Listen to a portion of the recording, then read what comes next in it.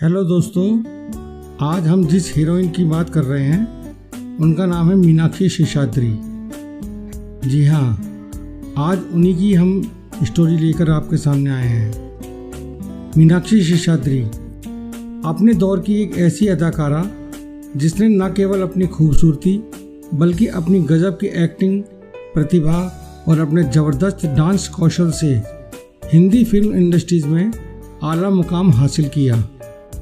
महज 17 साल की उम्र में मिस इंडिया टाइटल अपने नाम करवाने वाली मीनाक्षी शेषाद्री हिंदी फिल्म इंडस्ट्रीज की टॉप रेटेड एक्ट्रेसेस में शुमार होने के बाद अब अमेरिका में एक शांत और शानदार जिंदगी गुजार रही हैं। 16 नवंबर सन 1963 को मीनाक्षी का जन्म झारखंड के सिंदरी में एक तमिल ब्राह्मण परिवार में हुआ था। इनके पिता सिंदरी की फर्टिलाइजर फैक्ट्री में नौकरी करते थे। यहीं पर मीनाक्षी शेषाद्री का जन्म हुआ था। जन्म के वक्त माता पिता ने इनका नाम शशिकला रखा था। सिंदरी में ही शशिकला यानी मीनाक्षी शेषाद्री और उनके भाई बहनों की परवरिश हुई थी। चूंकि मीनाक्षी की मां भरतनाट्यम में पारंगत थी, तो बचपन से ही उन्होंने मीनाक्षी और उनकी बहन निम्मी को भरतनाट्यम की ट्रेनिंग देनी शुरू कर दी। पढ़ाई के साथ साथ मीनाक्षी स्कूल में डांस प्रतियोगिताओं में भी हिस्सा लिया करती थी। मीनाक्षी की खूबसूरती देखकर स्कूल की इनकी सहेलियां अक्सर इनसे ये कहा करती थी कि तुम्हें तो मॉडलिंग के लिए ट्राई करना चाहिए। उस वक्त मीनाक्षी अपनी सहेलियों की बातों को एक मजाक में उड़ा दिया करती थी, लेकिन जब 12वीं के एग्ज़ाम देने के बाद ये घर पर छुट्टियां बिता रही थीं, तो इन्होंने अखबार में एक ब्यूटी कॉन्टेस्ट का विज्ञापन देखा। उस विज्ञापन को देखकर मीनाक्षी को अपनी सहेलियों की बात याद आई और उन्होंने अपनी एप्लीकेशन भी उस ब्यूटी कॉन्टेस्ट में भेज दी। किस्मत ने कुछ ऐसा खेल खेला कि मीनाक्षी वो ब्यूटी कॉन्टेस्ट जीत भी गई और फिर उसी साल इन्हें मिस इंडिया में हिस्सा लेने का मौका भी मिल गया। महज 17 साल की मीनाक्षी ने साल 1981 में हुए मिस इंडिया कॉन्टेस्ट को भी अपने नाम कर दिया। इसके बाद तो रातों रात सिंदरी की ये आम लड़की यानी मीनाक्षी शेषाद्री पूरे देश में खास बन गई। इसी साल मीनाक्षी शेषाद्री को जापान की राजधानी टोक्यो में हुए मिस इंटरनेशनल ब्यूटी कॉन्टेस्ट में इंडिया का प्रतिनिधित्व करने का मौका भी मिला।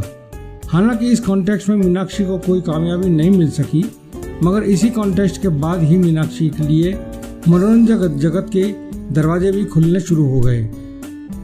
जापान से लौटने के बाद मीनाक्षी के पास मॉडलिंग के ढेरों ऑफर्स आने शुरू हो गए। कुछ ऑफर्स को उन्होंने साइन भी किया था।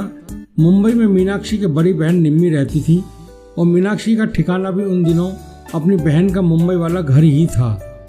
एक दिन मशहूर एक्टर मनोज कुमार का फ़ोन मीनाक्षी के पास आया। मनोज कुमार जी ने मीनाक्षी से कहा कि वो एक फिल्म बना रहे हैं जिसके लिए उन्हें एक लड़की की तलाश है। मीनाक्षी उस फिल्म के सिलसिले में मनोज कुमार से मिलने उनके ऑफिस पहुंची। मीनाक्षी को लग रहा था कि शायद मनोज कुमार उनका स्किन टेस्ट लेंगे, लेकिन मनोज कुमार ने कहा, मैं पूरे यकीन के साथ कह सकता हूँ कि तुम एक बहुत बढ़िया एक्ट्रेस बनोगी, इसलिए मैं तुम्हारा स्किन टेस्ट नहीं लूँगा। मनोज कुमार जैसे दिग्गज के मुंह से अपनी तारीफ सुनकर मीनाक्षी बहुत खुश हुई।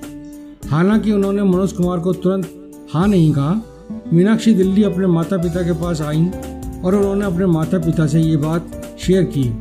जब उनके माता पिता ने कहा कि उन्हें ये फिल्म करनी चाहिए, तो मीनाक्षी वापस मुंबई गई और उन्होंने मनोज कुमार की वो फिल्म साइन कर दी जिसका नाम था पेंटर बाबू। ये फिल्म साल 1983 में रिलीज हुई। इस फिल्म की शूटिंग के दौरान ही मीनाक्षी ने सुभाष घई की फिल्म हीरो साइन कर ली थी और ये सुभाष घई ही थे जिनके कहने पर ये शशिकला शेषाद्री से मीनाक्षी शेषाद्री बनी थी। पेंटर बाबू फिल्म रिलीज हुई, लेकिन बॉक्स ऑफिस पर यह फिल्म कोई कमाल ना दिखा सकी। हालांकि यूपी बिहार में इस फिल्म को पसंद जरूर किया गया, लेकिन फिर भी इस फिल्म को फ्लॉप फिल्म ही माना गया। मगर जब इसी साल मीनाक्षी की दूसरी फिल्म हीरो रिलीज हुई, तो मीनाक्षी का फिल्म स्टार होने का स्टेटस भी मिल गया।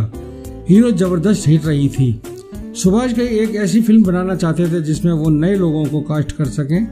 जैकी श्रॉफ के रूप में उन्हें अपना हीरो तो मिल गया था, लेकिन जब मनोज कुमार ने मीनाक्षी को साइन किया तो उन्हें अपनी हीरोइन भी मिल गई और उन्होंने फैसला किया कि अपनी हीरो में जैकी श्रॉफ के अपोजिट वो मीनाक्षी को ही कास्ट करेंगे।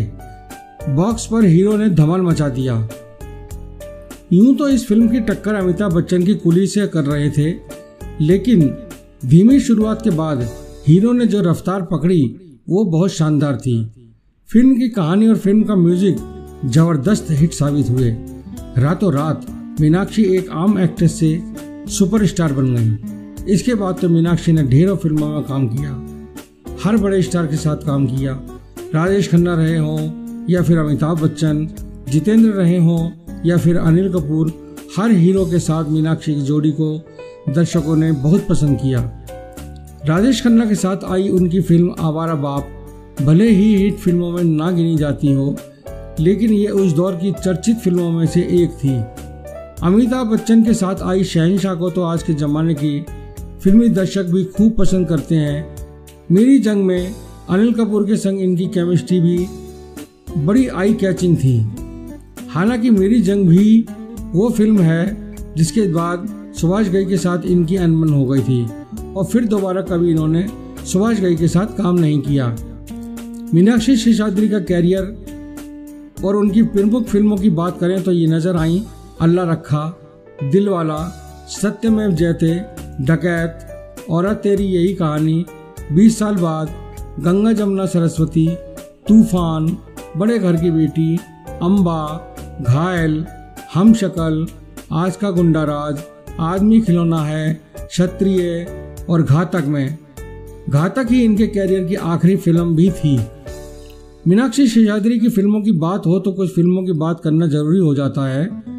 साल 1986 में आई फिल्म स्वाति में इनकी एक्टिंग को बहुत ज्यादा सराहा गया था।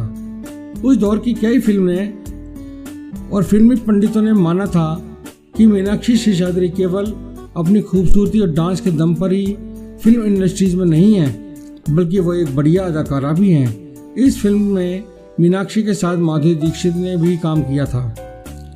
सनी देओल की फिल्म घायल में भी इन्होंने क्लास एक्टिंग की थी। वहीं विनोद खन्ना साहब के साथ फिल्म जुर्म और सत्यमेव जयते में भी इनके काम की खूब तारीफ हुई। 90 के दशक में मीनाक्षी ने एक तेलुगु और एक तमिल फिल्म में भी काम किया था। आपात बंधा वुदू नाम की तेलुगु फिल्म में इनके हीरो चिरंजीवी थे। चिरंजीवी के साथ आज का गुंडा राज में भी इन्होंने काम किया था और ये फिल्म सुपरहिट रही थी। इनकी तमिल फिल्म थी ड्यूट। ये फिल्म फ्लॉप रही थी। 100 से भी ज़्यादा फिल्मों में काम करने वाली मीनाक्षी शेषाद्री के कैरियर की सबसे शानदार फिल्म मानी जाती है साल 1983 में आई दामिनी। राजकुमार संतोषी की इस फिल्म ने ही मीनाक्षी शेषाद्री को बॉलीवुड की ए ग्रेड एक्ट्रेसेस में शुमार कराया था। फिल्म में इनकी जबरदस्त एक्टिंग के लिए इन्हें कई अवार्ड से भी नवाजा गया था। मीनाक्षी की जिंदगी की बात हो तो सिंगर कुमार शानू से उनके अफेयर की बात को भला कैसे नज़रअंदाज किया जा सकता है। महेश भट्ट की फिल्म जुर्म के सेट पर मीनाक्षी और कुमार शानू की बातचीत शुरू हुई थी। कुमार शानू पहले से ही शादीशुदा थे।